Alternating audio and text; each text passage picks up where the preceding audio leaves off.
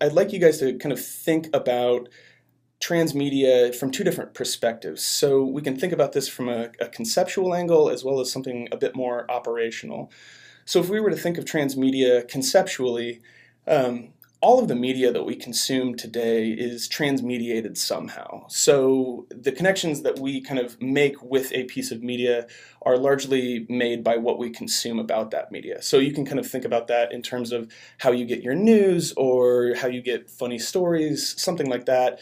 You might see a friend post a video to Facebook that you then watch on YouTube and you make a comment about on Twitter, or any of these kinds of things. This is not something that has been necessarily harnessed for one story world or one universe, but it does kind of underscore how we interact with media generally today, which is to say that we don't consume our media in a vacuum. Whatever video we watch over here tends to, get commented upon, in a different space, and other things like that.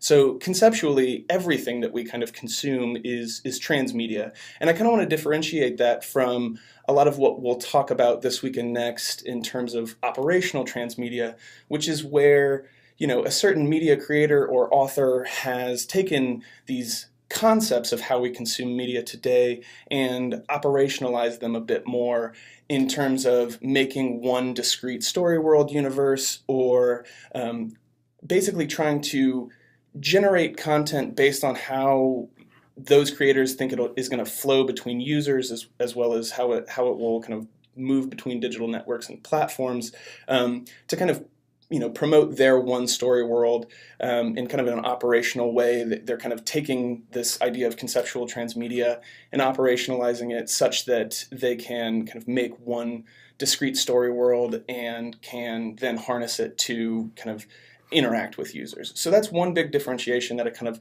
want you guys to get into this week, is kind of understanding that in a lot of ways everything that we consume today is in some way transmediated to us. But then there are also some entities that are kind of operationalizing that idea and creating some of the case studies that we're going to be looking at this week and next.